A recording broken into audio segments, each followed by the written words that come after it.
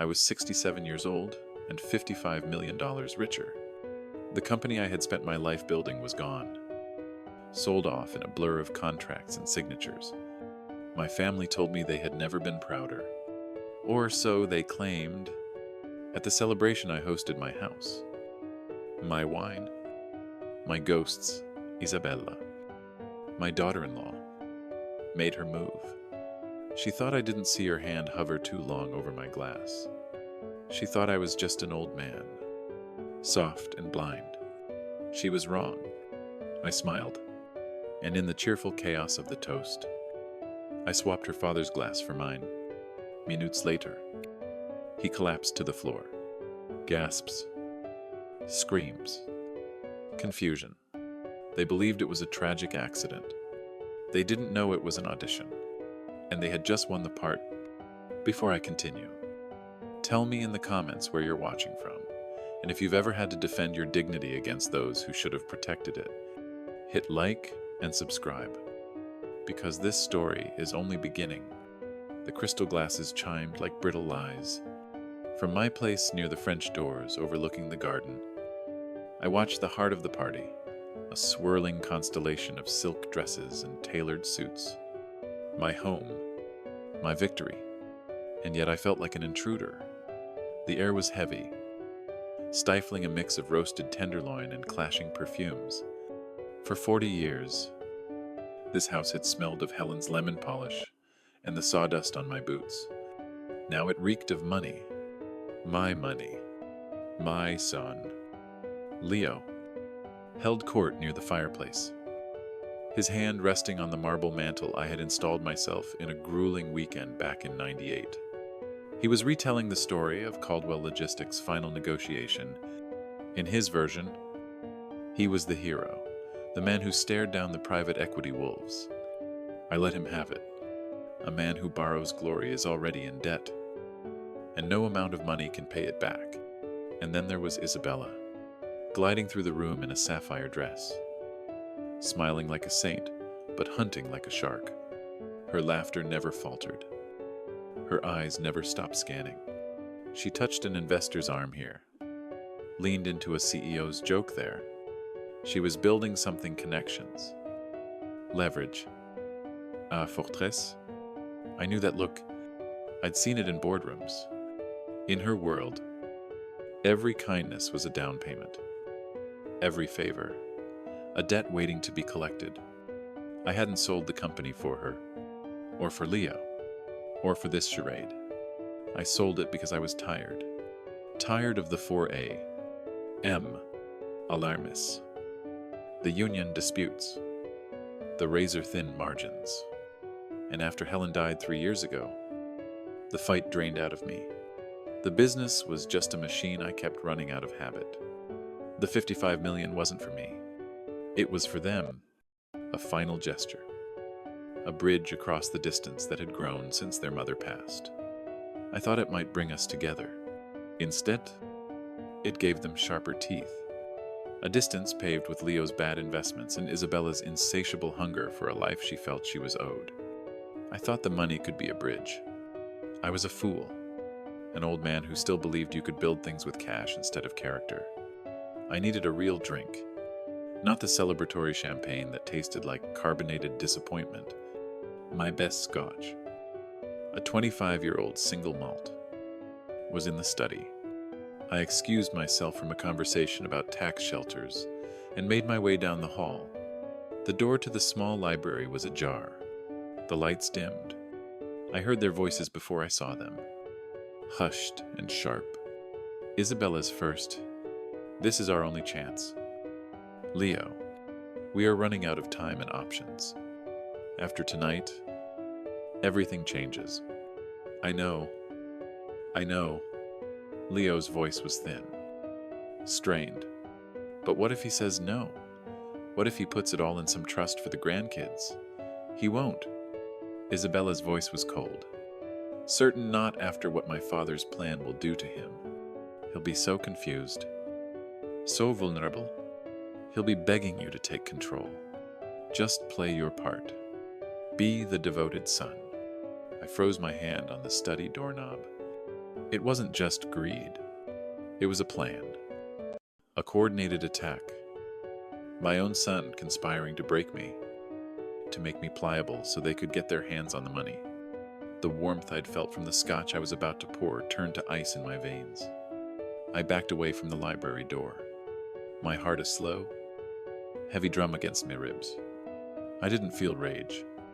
I felt an astonishing, terrifying clarity, the kind of man feels right before a car crash. I returned to the party. A different man. The smiles now looked like masks. The friendly chatter sounded like coded threats. I saw Isabella across the room, watching me. She was holding a small, elegant clutch bag. I took my position near the head of the dining table where the toast would happen, right next to her father, Marco Rossi. He was a big man, florid-faced and loud, already on his third glass of my best Cabernet. He clapped me on the back. "Sam, my boy, you did it. I knew you had it in you." He smelled of wine and self-satisfaction. Then the call for the toast came. Glasses were refilled. A server placed a fresh, full glass of Chardonnay in front of me. Isabella moved through the crowd with the grace of a dancer as she passed the table. She paused to straighten the napkin near my glass. Her clutch was open. I watched her hand, a blur of practiced motion, a tiny folded piece of paper, a quick tap, and a fine white powder disappear into my wine. It dissolved instantly. She looked up and her eyes met mine. There was no fear in them, only triumph. The room began to quiet down. Leo was moving to the fireplace to start the speech. Everyone was looking at him. Everyone except me. I was looking at Marco. I coughed a dry, rasping sound and put my hand to my chest. Marco primero gasped, lurching just slightly. "Water." He turned his face, a mask of mild annoyance. "You are right. Sam."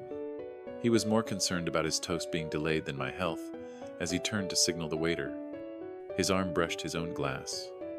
It wobbled. My hand shot out, steadying it. "Careful there," I said, in that single fluid motion, as his attention was diverted. My right hand, holding my own glass, swapped places with his. It took less than a second. A lifetime of working with my hands, of knowing angles and misdirection paid off in that one silent, critical moment. He turned back none the wiser.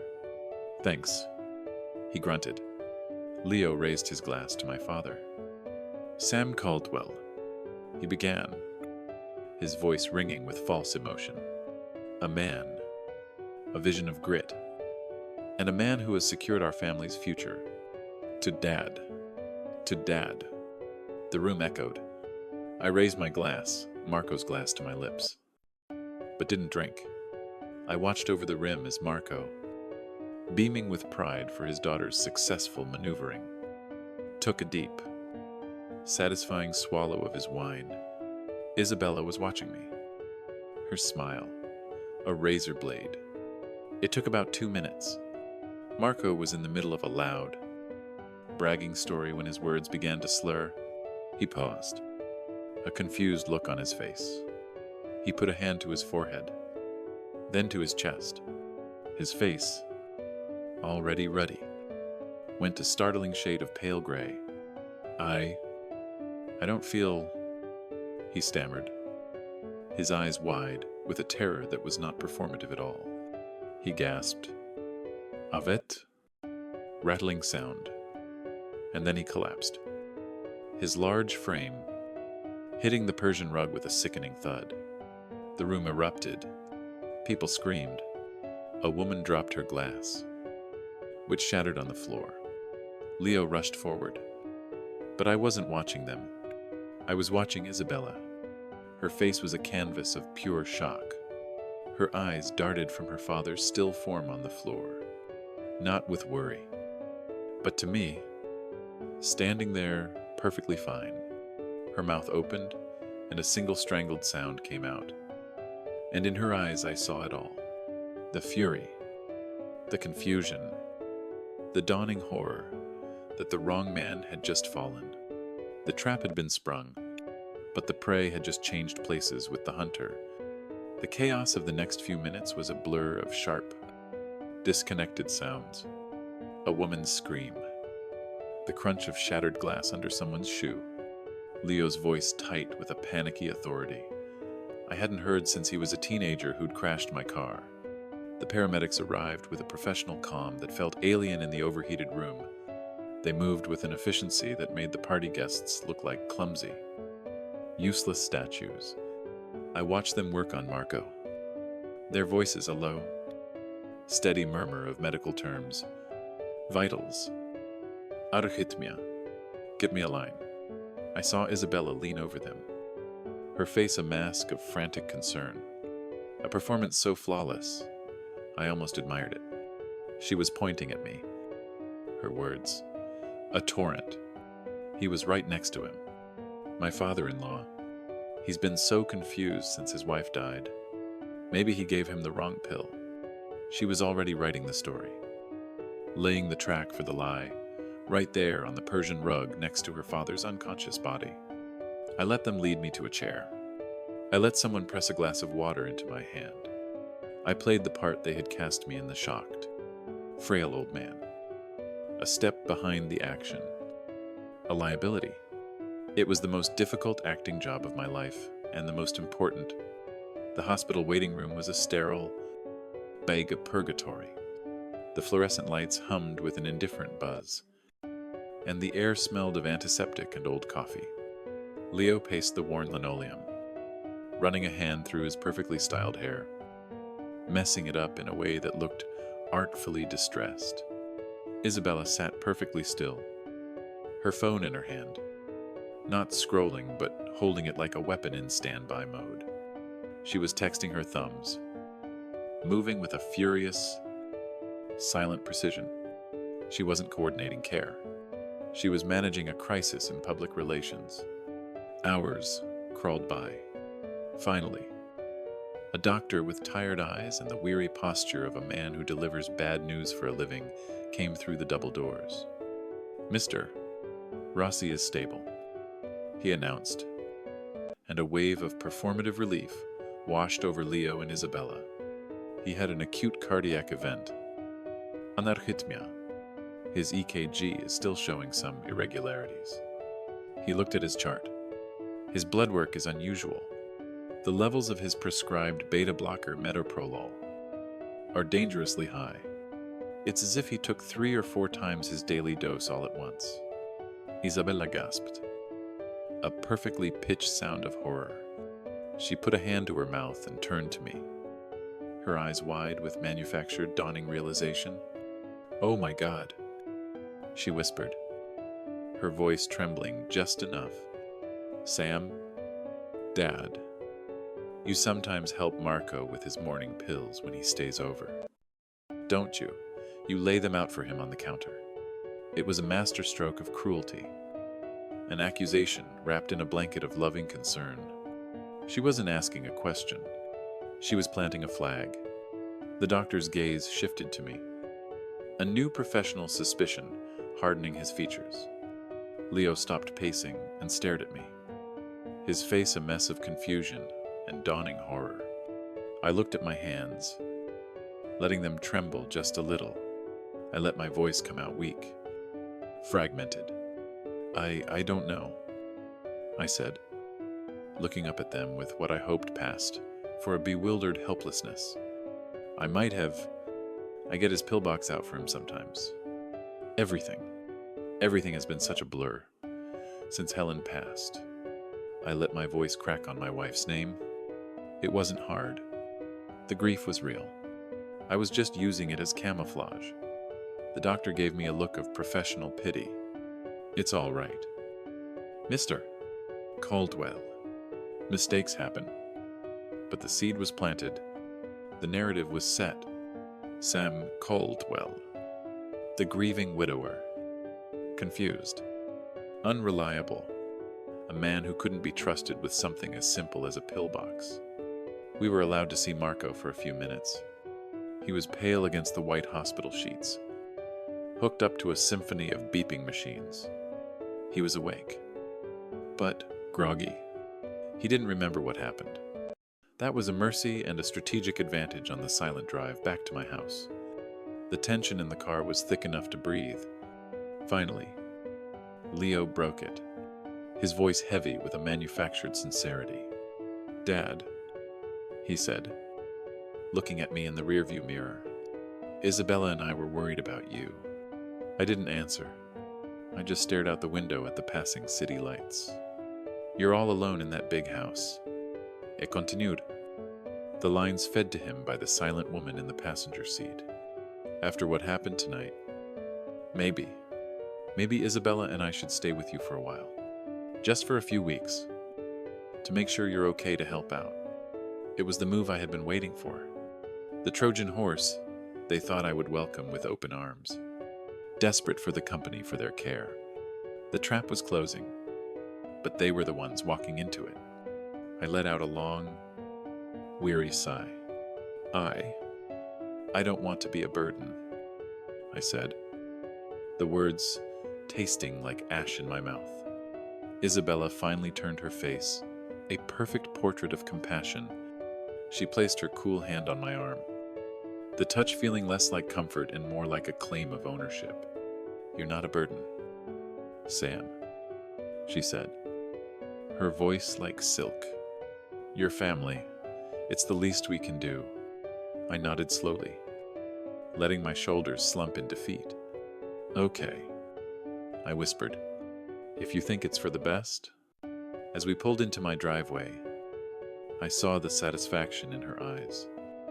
The quick, triumphant glance she shared with Leo. They thought they had won. They thought the old man had folded, that the keys to the kingdom were finally within their grasp. They moved in the next day with 6 suitcases and an agenda they thought was invisible. They had no idea that my own agenda had been set in motion long ago, and that the real game, the one played with lawyers and ledgers and the cold, hard truth of hidden cameras, was just about to begin. They thought they were taking over my house. They were about to find out they had just checked into a prison of their own making. The occupation was swift. I woke the first morning to a house that was no longer mine. The quiet, predictable landscape of my life had been redrawn overnight. My favorite leather armchair, the one with the worn spot on the left arm where I'd rested my elbow for 20 years, had been moved.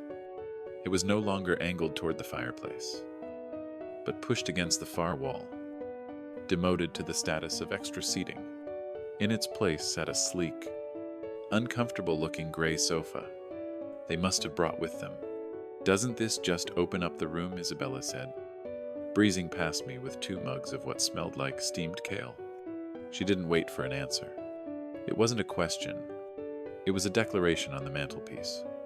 The large framed photograph of Helen and me, taken on our 35th anniversary, was gone. I found it relegated to a small end table in the corner, partially obscured by a stack of interior design magazines. In its place stood a single sterile white orchid in a glass vase. "Less clutter," Isabella explained later with a brilliant empty smile. "It creates a cleaner focal point." She was curating my memories, editing my life down to something that fit her aesthetic. The invasion continued in the kitchen. I went to make my usual breakfast. 2 eggs over easy with a side of bacon. Isabella intercepted me at the refrigerator. "Oh, no, Sam, not that," she said, her voice dripping with the kind of sweet concern that feels like a threat. She pulled a carton of eggs from my hand. "Far too much cholesterol. I made you some steel-cut oats with flaxseed. It's much better for your heart." Before I could protest, she was throwing my bacon, my eggs, my butter into the trash. Most of this was expired anyway. She announced to the room, "It's a good thing we're here to keep an eye on things." My phone calls became her property. The old landline, which I kept mostly for my friends from the fishing club, would ring, and she would answer it before I could move. "Oh, I'm so sorry. He's resting right now." She'd coo into the receiver. "I'll be sure to tell him you called." She never did. My old friend Bill called 3 times that first week. I didn't find out until he drove over himself, worried only to be met at the door by Isabella, who explained with that same silken voice that I was easily overwhelmed these days, and they were managing my social calendar to ensure I got enough rest.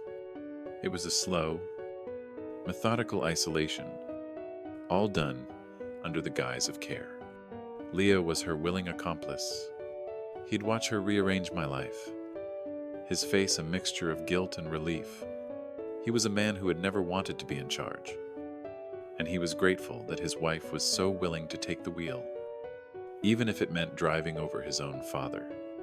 Then came the paperwork. It started on the 3rd day. Isabella found me in the sunroom, reading the morning paper. She approached with a smile and a clipboard.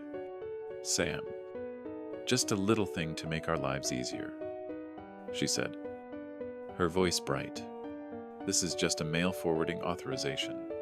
It lets the post office send your important bills directly to my P.O.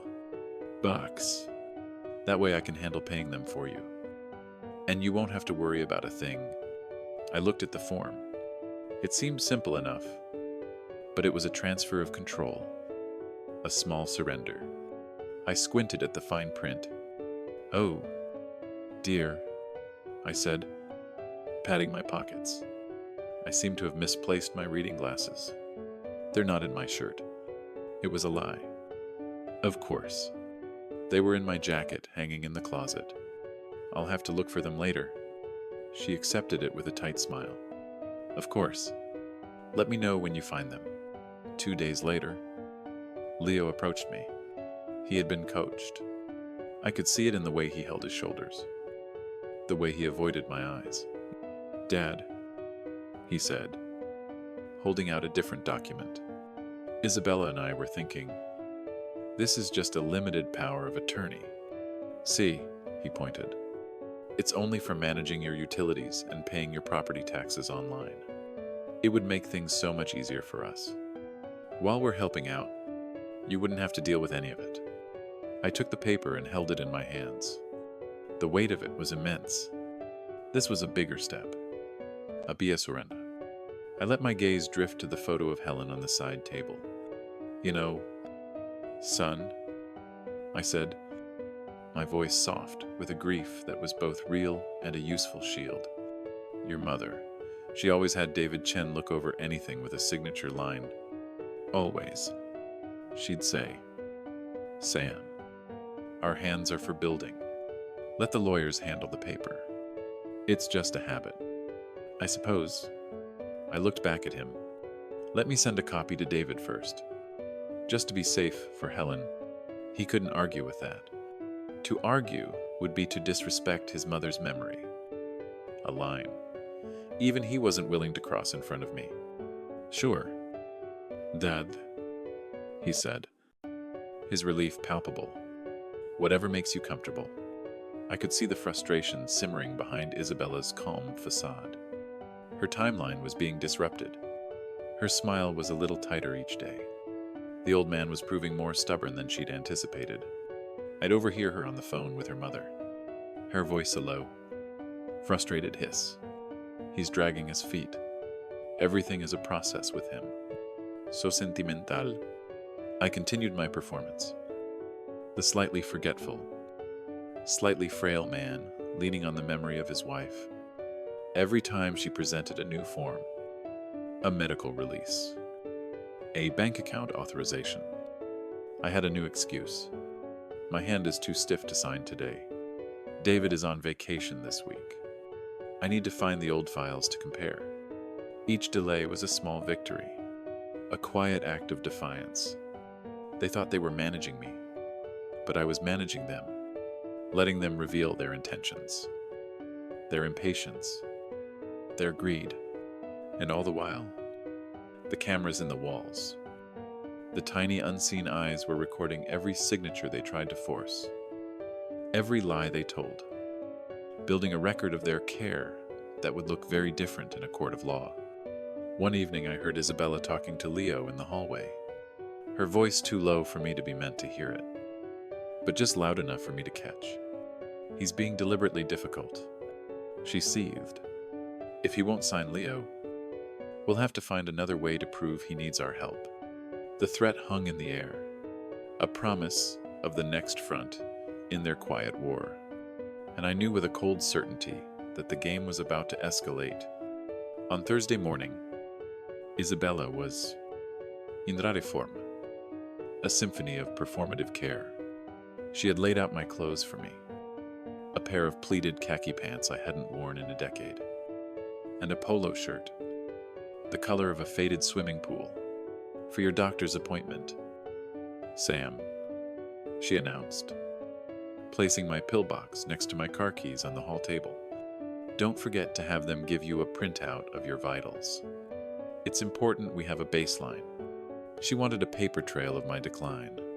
I smiled my weary, compliant smile and told her it was a good idea. I didn't drive to my doctor's office. I drove downtown to a high-rise building of glass and steel, where the air itself seemed to have a higher thread count. The law offices of Chen and Associates were on the 34th floor, a quiet world of dark wood, old leather, and the hushed, reassuring smell of trust. David Chen wasn't just my lawyer. He was a friend I'd known since we were both young men trying to make a name for ourselves in a city that didn't give away anything for free. He stood when I walked in, his handshake firm, his eyes missing. "Nothing. How's the occupation going?" "Sam," he asked for going. "Any small talk she's redecorating?" I said, sinking into the familiar leather of the client chair. "And she thinks my reading glasses are on an extended vacation." A thin smile touched his lips. "Let her keep looking." He turned to the large monitor on his desk and clicked a mouse. "I reviewed the footage you uploaded this morning from the party." The screen came to life. It was a high-definition video feed from a camera I'd had installed 2 months ago, perfectly disguised as a smoke detector above the dining room table. The angle was perfect. I watched the scene unfold again, this time in cold digital clarity. Isabella, the clutch bag, the tiny folded paper, the quick, almost invisible tap of powder into my wine glass. "Clear shot," David said, his voice a low, satisfied hum. "Facial recognition is positive. The timestamp is embedded. We have her. Sam, we have her cold." I let out a breath. I didn't realize I'd been holding. "So why are we waiting?" I asked. "Why not just show this to the police and end it?" David swiveled in his chair to face me, his expression serious, because this was never just about the poisoning. That was an act of desperation. Our goal is bigger. We let her continue. We let her believe you're weak. We let her try to get you to sign papers. We let her try to have you declared incompetent. Every move she makes now, Sam, she makes inside a cage she can't see. When this is over, the district attorney won't see one reckless act at a party. He'll see a clear, documented pattern of conspiracy, fraud, and elder abuse. We're not just catching a criminal, my friend, we're dismantling a machine.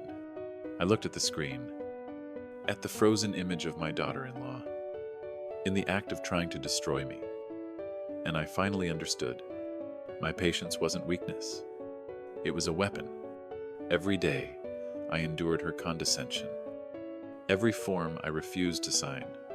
Every quiet observation I made was another bar in the cage. The sale of the company was the perfect bait. I said more to myself than to him. $55 million. David agreed, a glint in his eye. It makes people very careless. They get so focused on the prize, they stop looking for the trap. He was right. My life's work. The company I poured my blood and sweat into had one last job to do. It was going to buy me justice. David stood and walked to the window, looking down at the city below. Go home, Sam, he said, keep playing the part. Be the grieving widower. Be the confused old man. Let them think they're winning. Their confidence will make them sloppy, and we'll be there to catch every mistake. I left his office feeling a kind of calm I hadn't felt in years. The city outside didn't look so menacing anymore. It just looked like a board, a very large, complicated chessboard, and for the first time, I felt like I wasn't just a pawn. I was the one deciding the next move. Isabella's frustration was a low, simmering heat in the house.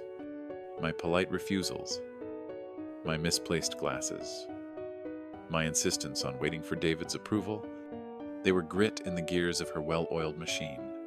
After a week of this, she decided it was time to bring in a professional. Sam. Darling, she announced one morning at the breakfast table, her voice bright and brittle. I've arranged for a wonderful woman to come chat with you this afternoon. A geriatric care manager. She just helps families like ours create a roadmap for the future to understand your needs better. Leo, standing behind her, nodded in agreement, his eyes fixed on his coffee cup. They weren't asking, they were informing. This wasn't a chat. It was an ambush. But it was an ambush I had been preparing for. David had warned me. This would be her next move. She'll try to get a third party to declare you incompetent. Sam, he'd said, it gives her leverage. It makes her look like the responsible one. He'd walked me through the likely questions, the psychological triggers, the specific financial details they use to trip people up. Miss Albright arrived at 200. She was a neat, professional woman in her 50 seconds, with kind but perceptive eyes. Isabella ushered her into the living room, hovering like a vulture disguised as a hummingbird. He has good days and bad days. Isabella whispered to her, just loud enough for me to hear the grief. You know, it comes in waves. I played my part. I appeared a little slow, a little folksy. Miss Albright began with simple questions. The date, the president, the name of the city we were in. I answered them correctly, but with a slight hesitation, as if pulling the information from a dusty shelf. Then she moved to finances. Mr. Caldwell, do you manage your own bank accounts? Oh, mostly, I said with a wave of my hand. Though, Isabella here has been so helpful since she and Leo arrived. Isabella Priend. He sometimes forgets to pay bills. So we've been assisting. I see. Mrs. Albright said, making a note. She then turned back to me. Can you tell me roughly what the interest rate is on a standard 10-year Treasury bond right now? Isabella's smile faltered. It was a specific technical question. The kind of confused old man would fumble. I looked at the ceiling for a moment, as if in thought. Well, I said slowly, as of yesterday's close, it was hovering around 4. Beffen sure are. It's been volatile.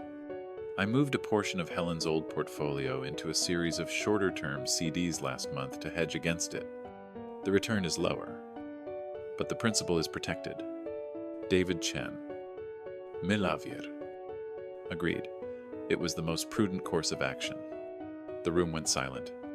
Miss Albright's pen stopped moving. She looked from my face to Isabella's, whose smile had frozen solid. The assessment continued for another 30 minutes.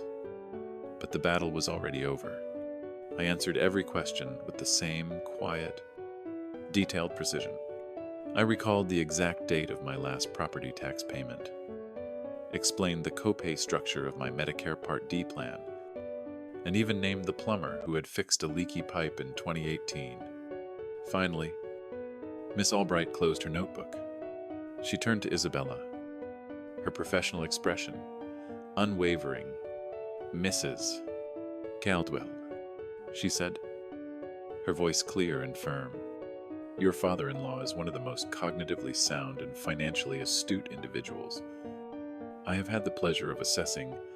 My report will state unequivocally that he is fully competent to manage all of his own affairs. Oh, wonderful, Isabella chirped, the sound high and thin. We are so relieved. That night, the hidden microphone in the living room lamp paid its first dividend. I sat in my study, the audio feed playing softly through my computer speakers. Their voices were venomous whispers. That was a disaster. Isabella hissed. The old fool played us. He was prepared. He knew what she was going to ask. So what do we do now? Leo's voice was frayed with panic. He's never going to sign anything. David Chen has him completely walled off. There was a long pause. I could hear the clink of a glass being set down hard on a coaster. The easy way is over. Leo. Isabella's voice was flat, cold and deadly serious. We have to force his hand. We have to make him feel like he has no other choice. It's time to call your investors. Tell them the timeline has just been moved up. The next 3 days were a masterclass in psychological warfare. All of it disguised as loving care. Isabella was relentlessly cheerful, a smiling warden in my own home. She brought me tea. I didn't want fluffed pillows. I wasn't sitting on and filled the house with the scent of lavender, potpourri that smelled like a funeral, Home's air freshener. Leo, on the other hand, was a ghost. He drifted through rooms with his shoulders hunched, his eyes shadowed with a guilt that was either real or an excellent performance. They were setting the stage, creating an atmosphere of tension and crisis, preparing for their next move. It came on a Saturday afternoon. The sky outside was a brilliant, cloudless blue, the kind of day Helen and I would have spent in the garden. I was in my armchair pretending to read a book when the doorbell rang. It wasn't the gentle chime of a neighbor. It was a sharp, insistent jab, the sound of impatience.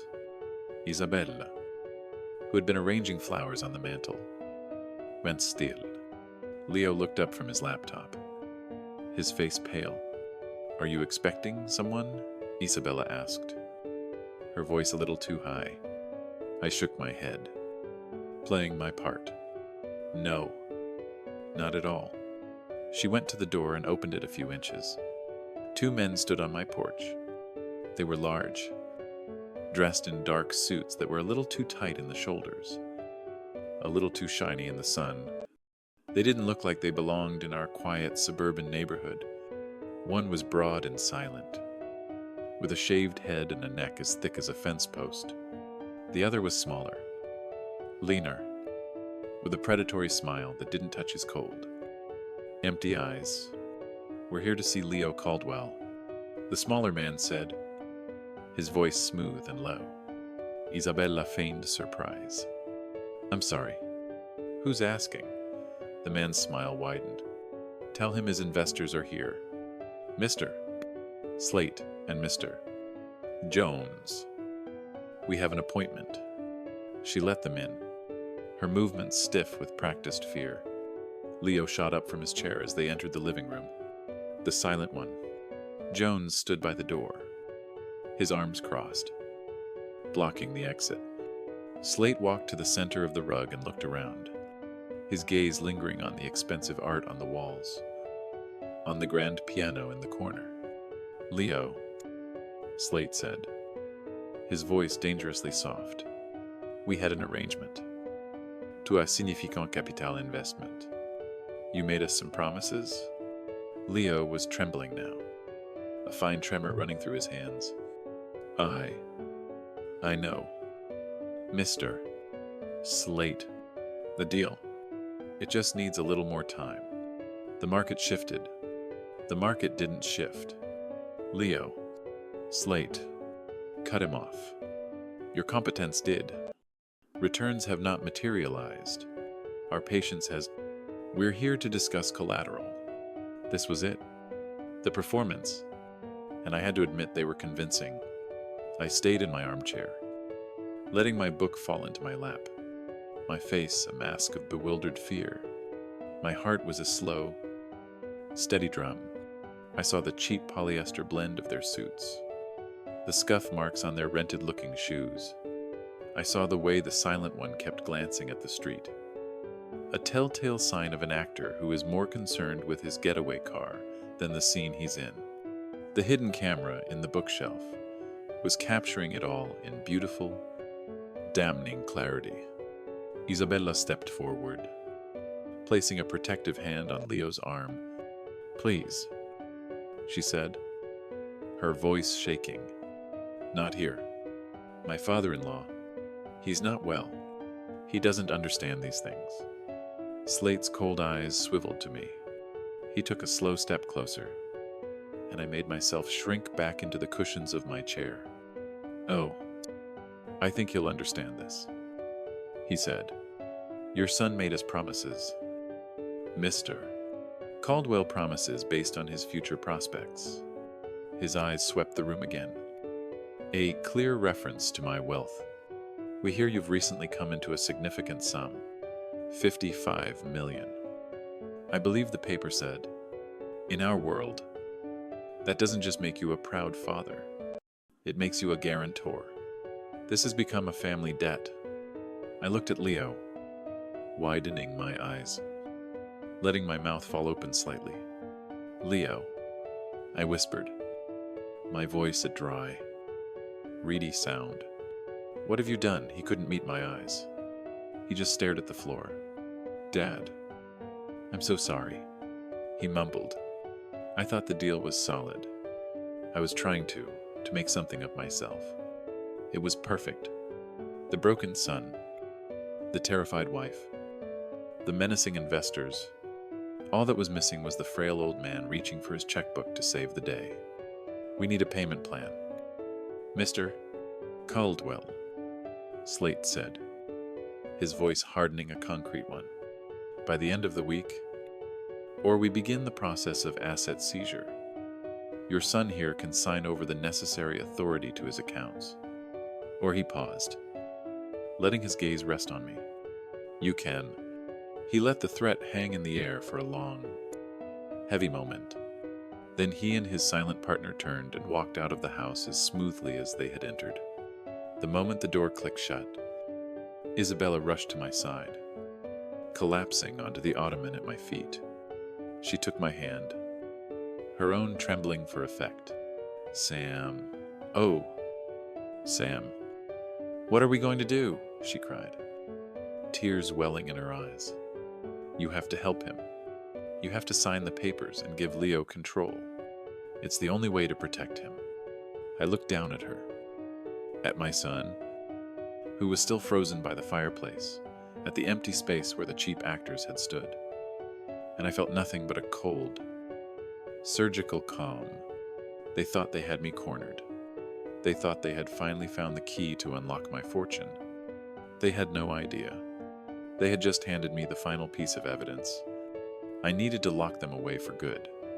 The heavy front door clicked shut, sealing the threat sought inside. But with us, the silence the two men left behind was louder than their words. It was a vacuum pulling all the air out of the room. Leo was the first to break. He sank onto the gray sofa, burying his face in his hands, his shoulders shaking. It was a convincing portrayal of a man shattered by his own mistakes. Isabella, however, moved with the sharp, focused energy of a field surgeon at a disaster site. She knelt before me, her carefully constructed mask of terror replaced by one of urgent, fierce sincerity. She gripped my hands, her fingers cold and strong. "Sam, did you hear them?" she said, her voice a frantic whisper. "Asset seizure. They know about the sale. They will take everything. Everything you and Helen worked for the house. The savings. All of it. They won't stop until they've picked us clean." I let my own hands tremble in hers. I stared at my son's, shaking, form my face. A canvas of fatherly anguish. But it was his deal. I stammered. "How can they come after me? It doesn't matter."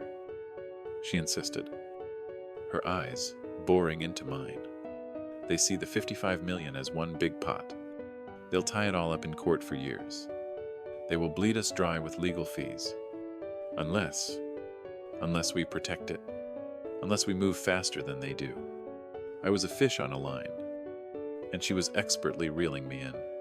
The camera, hidden in the ceramic lamp on the end table, was recording her flawless performance. Protect it, I asked, my voice barely a whisper. How Leo looked up. Then, his face slick with what looked like real tears.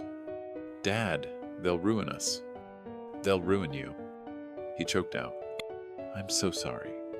I never should have. Please, you have to help me.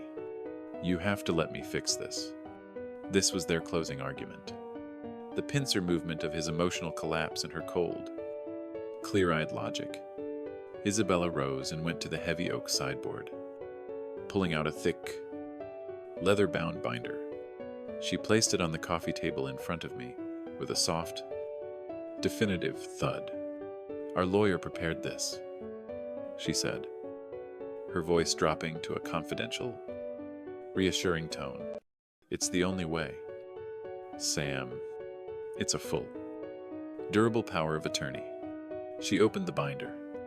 Inside were dozens of pages of dense legal text with neat yellow arrow stickers pointing to signature lines.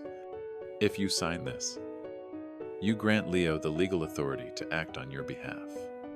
He can immediately move the funds from the sale into a new corporate trust, a shell that they can't touch. He can go to them and negotiate a settlement from a position of strength. But he has no power to do any of that. Sam, unless you give it to him right now. Today I stared at the papers, my eyes wide with confusion. Power of attorney, I said, letting the words sound foreign and terrifying. But that means he would control everything. It's not about control. Dad, Leo pleaded, crawling forward on the sofa. It's about protection. To protect what's ours. What's yours, please? Don't you see? This is the only way I can save our family. I looked from my son's desperate face to my daughter-in-law's earnest, pleading expression. It was a perfect trap, built from love and fear. They were offering me the chance to be the hero, to be the father who swoops in and saves his child from a terrible mistake. They were counting on my history of rescuing him, on the muscle memory of a father's love. My inner voice was cold and steady. Amateur. I thought they didn't even think to use a real law firm's letterhead, just a generic template from the internet. I led along, shuddering breath out. I looked at the signature page at the crisp black line where my name was supposed to go. I looked at Leo. Then I picked up the heavy, expensive-looking pen Isabella had placed so thoughtfully beside the binder. My hand shook as I uncapped it. I saw it in their eyes. A flash of pure, undiluted triumph. A current of victory passed between them so quick and quiet. I would have missed it if I hadn't been looking for it. They thought they had me. The final lock was about to click into place. I leaned forward, the pen hovering just above the paper. The tip trembled. Okay, I whispered. Okay, son, if this is what it takes. And then I stopped. I let the pen fall from my fingers. It clattered onto the table. I pressed my hands to my temples, my whole body seeming to shake. Wait, I said, my voice cracking with a sudden new wave of what looked like panicked grief. Wait, Helen. They both froze. The name of my dead wife was a holy thing in this house. A name they had used as a tool but never expected me to wield as a shield. What is it? Sam Isabella asked, her voice tight with impatience. She made me promise, I whispered, looking at them with wide, tear-filled eyes. After my first heart scare, we were sitting right here in this room. She took my hand and said, Sam, if anything ever happens to me, You promised me you never sign anything important, anything about money or the house, without having David Chen look at it first. He promised her. I looked down at the documents, then back at them. My face, a portrait of a man torn between two sacred duties.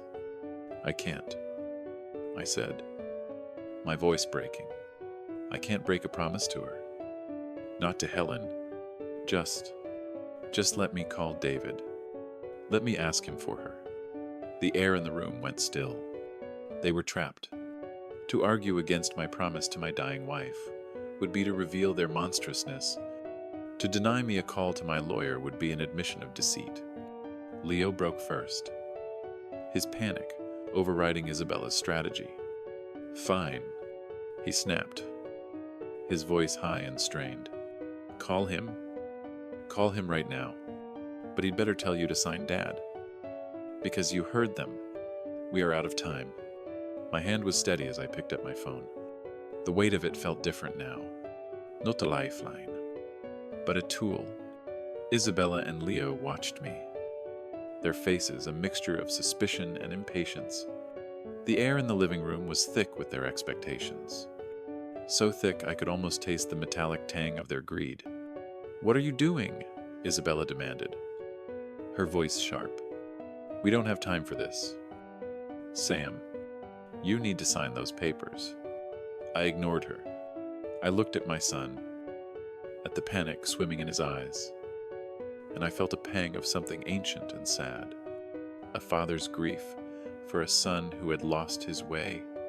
Then I remembered the cold water of the lake, his mother's name on Isabella's lips, and the feeling hardened into resolve. I dialed the number David and I had agreed upon. David, I said, my voice calm and clear. It's Sam. Yes, it's time. Could you come over and please bring our business associates? I believe their consultation is required. Leo's head snapped up.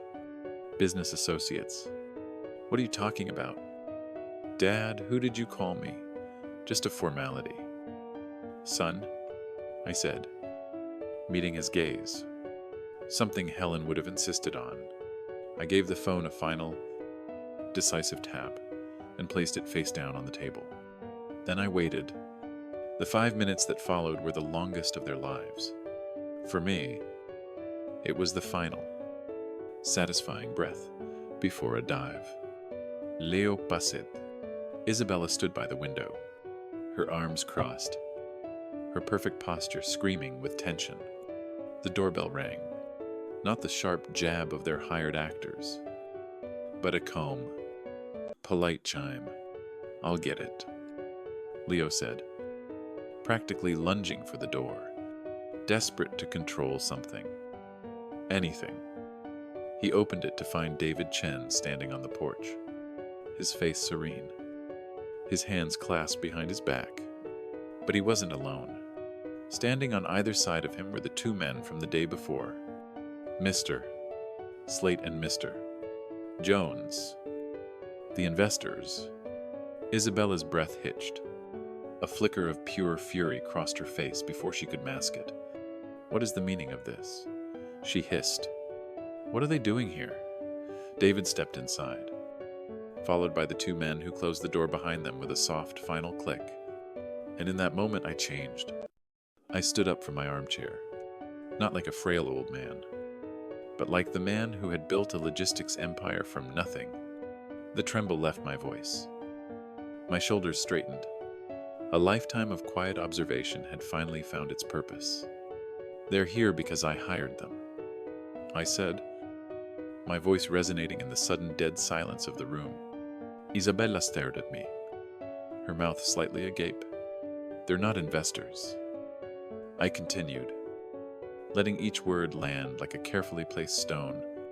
They are private investigators, and they have been on my payroll for the last 6 months. The color drained from her face. Leo looked back and forth between me and the two men, his mind struggling to process the shift in the script. The first domino had fallen. I've known about your tech venture for almost a year. Son, I said, turning to Leo. His face crumpled. I know it was a fraudulent shell company. I know you lost every penny you borrowed from those real investors in Chicago. And I know, I said, turning my gaze to Isabella, whose face was now a mask of cold fury, that you have been using that debt to blackmail my son, pushing him, coaching him, forcing him toward this exact moment. You wanted the 55 million?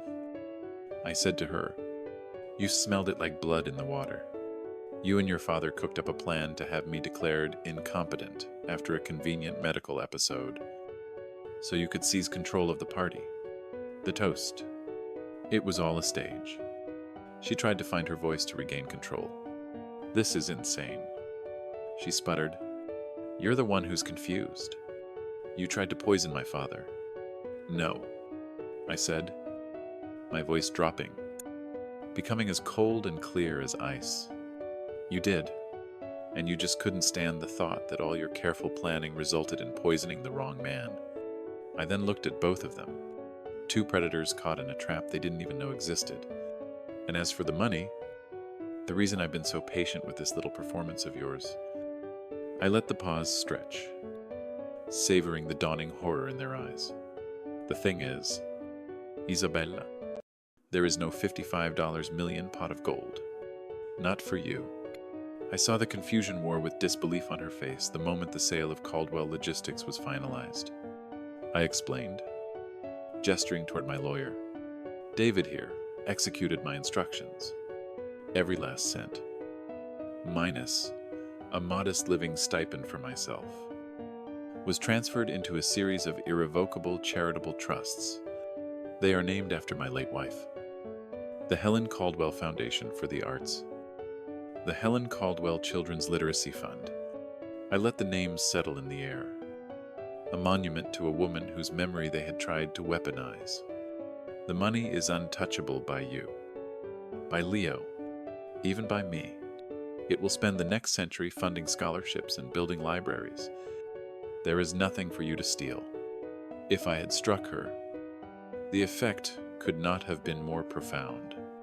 Her face, which had been a tightly controlled mask of elegance, simply collapsed. The confidence evaporated, replaced by a raw primal rage. You're lying, she shrieked, her voice stripped of its silken polish. It's a trick. Is it? I said softly. I picked up the small, discreet remote from the coffee table. I've made a few upgrades to the house recently. For security, I aimed it at the large, dark screen of the television mounted above the fireplace. Let's review the minutes from our last meeting. Shall we? The screen flickered to life. The image was crystal clear. The audio sharp. It was the party. The sound of laughter. Of clinking glasses. And then the camera's view zoomed slightly, focusing on the table, on my wine glass, on Isabella's hand, as she moved past her clutch open on the tiny folded paper on the fine white powder. Invisibly dissolving into the Chardonnay, the room was utterly silent, save for the sounds from the television. Leo made a small strangled noise in his throat. I narrated over the silent footage, my voice devoid of emotion. Was this your father's plan? The sublime? Was this the part where I clutched my chest and collapsed, just like he did? The part where the grieving, confused, old man suffers a medical episode, and his loving, responsible children have no choice but to take control of his affairs. I paused the video on a perfect, damning close-up of her triumphant smile just after the deed was done. The problem is, you poisoned the wrong glass, and you did it on camera. She stared at the screen, her face ashen. The trap was sprung. The cage was locked. There was no escape. Mr. Slate and Mr. Jones, my investigators, had been standing silently by the door. Now, Slate spoke into the small microphone on his cuff. We're ready. As if on cue. The front door opened. The investigators stepped aside. 2 uniformed police officers from the local precinct stood on the threshold, their faces grim and professional. The theater was over. Reality had arrived. One of the officers stepped forward, his eyes fixed on my daughter-in-law. Her name, when he said, it sounded like a final judgment. Isabella Caldwell. You are under arrest for the attempted murder of Samuel Caldwell. The click of the handcuffs as they closed around her wrists was the only sound in the room. It was a small metallic sound, the sound of a story ending, the sound of a debt being paid in full. The click of the handcuffs was a small, dry sound in the suddenly cavernous living room. It was the sound of a period at the end of a very long, very ugly sentence. Isabella went rigid for a single, breathless moment. She simply stared at the officer as if he were speaking a language she refused to understand. The shock on her face was absolute. A perfect porcelain mask cracking in real time. Then the fury came. Get your hands off me. She snarled, her voice a low, venomous thing I'd never heard before. You have no idea who you're dealing with. Leo. She twisted her eyes, locking on her husband. The command, sharp and reflexive. Leo. Do something. But Leo wasn't doing anything. He was staring at the television screen where the paused image of his wife poisoning my drink was still displayed like a grotesque family portrait. His face was slack, his mouth slightly open. He looked like a man who had just walked through a door and found himself in a completely different country. He didn't even seem to hear her. The officers were professional, unmoved. They guided Isabella toward the door with a firm, practiced grip. She thought for a moment, a brief, undignified struggle that made the sapphire dress look cheap. You will regret this. Sam. She screamed over her shoulder, her eyes finally finding me. They were filled with a pure black hatred. I will burn you to the ground for this. The front door opened, and the cool night air rushed in. I saw the flash of cameras from the street reporters. David must have tipped off the public humiliation she had so carefully designed for me. Was now her own. The door clicked shut, and she was gone. The silence she left behind was absolute. It was in that silence that Leo finally broke. He made a sound. A rough, guttural noise from deep in his chest. And then he simply folded bow. He crumpled to the floor, landing on his knees on the expensive rug. His hands covering his face as great, racking sobs tore through his body. He wasn't acting now. This was real. This was the unfiltered agony of a weak man whose entire world had just been detonated before his eyes. I stood there watching my son fall apart, and felt nothing but a profound and terrible sadness. David Chen placed a quiet hand on my shoulder. His own phone had begun to buzz relentlessly. A low, angry vibration against the polished wood of the side table. He glanced at the screen. It's starting, he said, his voice grim. The wire services have the story. Your old board members are calling the investors Leo scammed in Chicago. Their lawyers are calling the shockwave was already expanding. A circle of consequence spreading out from this room. One of my investigators, Slate, stepped forward. His demeanor was all business now, the cheap theatrics gone. Sir, he said to me, we have a team at the hospital ready to inform Mr. Rossi. I nodded, my throat tight. Marco, a man of bluster and pride, a man who looked down on me. He was about to learn that his own daughter had not only tried to murder me, but had almost killed him by mistake. He wasn't a partner in her scheme. He was collateral damage, a pawn she had been willing to sacrifice. The call from the hospital came 20 minutes later. David took it, listening intently, his face grim. He hung up and turned to me. The investigator just spoke with him.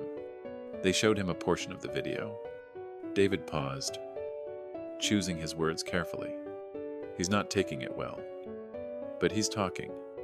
He's giving a full statement. David took a deep breath. And Sam, There's more. Marco just confirmed it. Isabella came to him last month. She said she was researching dosage interactions for a friend with a heart condition. She asked for a few of his metoprolol pills. He thought she was being thoughtful. He gave them to her. The final nail. It wasn't just a random powder. It was premeditated.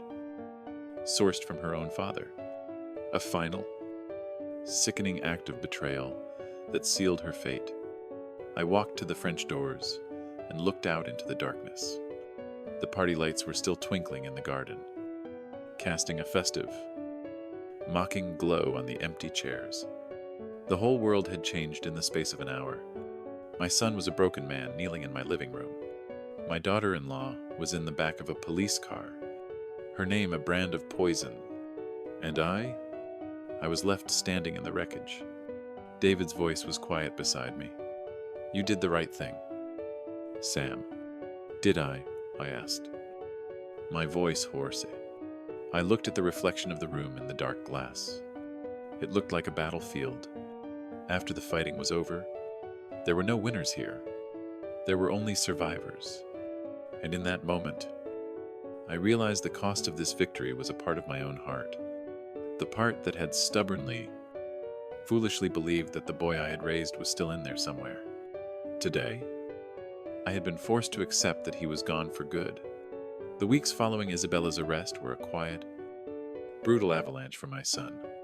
The business associates and fair-weather friends who had once clapped him on the back at the country club now crossed the street to avoid him. The real investors, the ones he had defrauded in Chicago, filed a lawsuit that froze what little he had left the bank. No longer placated by the promise of my $55, Million safety net called in his loans. I watched from a distance through the quiet updates I received from David. First, the glossy black BMW was repossessed. Then the foreclosure notices were posted on the heavy oak door of the house I had helped him buy. He and Isabella had built a life that was a beautiful, hollow facade. And now, without my money to prop it up, it was collapsing in on itself. I gave it a month for the shock to wear off and the hard reality to set in. Then, one Tuesday afternoon, I drove to the address David had given me. It was a small, dingy apartment complex on the industrial side of town, wedged between a self-storage facility and a freeway overpass. The paint was peeling, and a few windows were cracked. It was a world away from the manicured lawns and gated communities he was used to. He answered the door after the third knock. He looked diminished. The designer clothes were gone, replaced by a wrinkled t-shirt and worn jeans. He hadn't shaved in days, and there were dark circles under his eyes. The golden boy polish had been stripped away, leaving behind a man I barely recognized. A man who looked lost and brittle. The apartment behind him was sparse and sad. A mattress on the floor in one corner, a pile of cardboard boxes in another. It smelled of stale pizza and despair. He didn't invite me in, just stood in the doorway, blocking the path.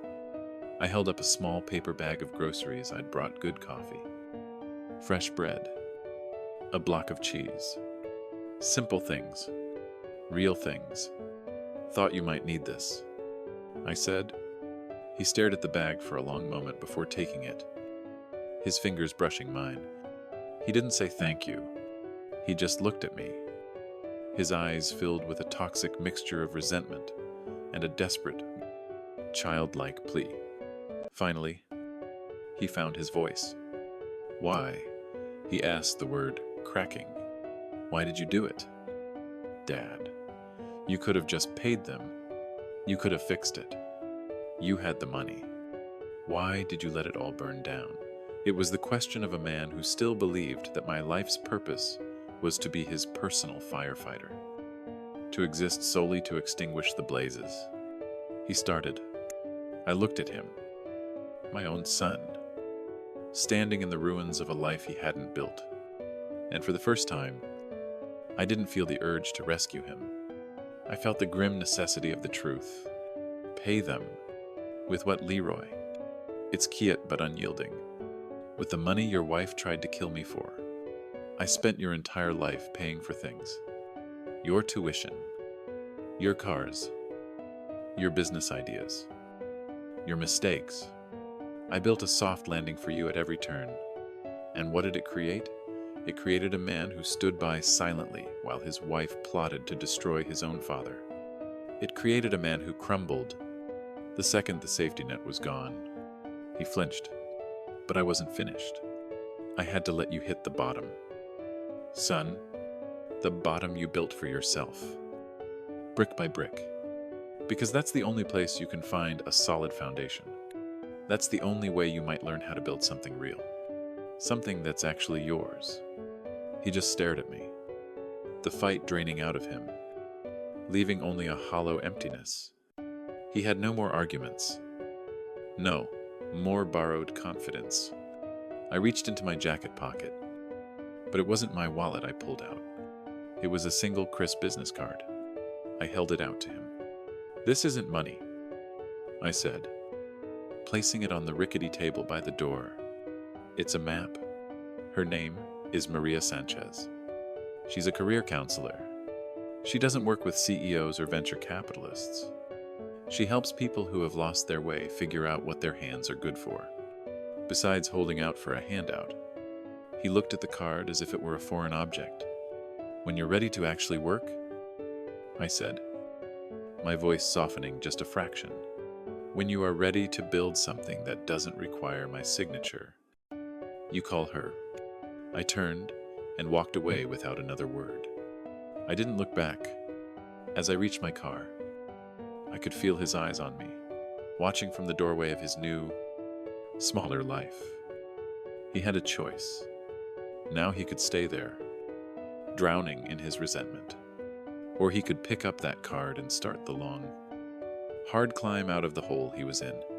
For the first time, the outcome was entirely, irrevocably his.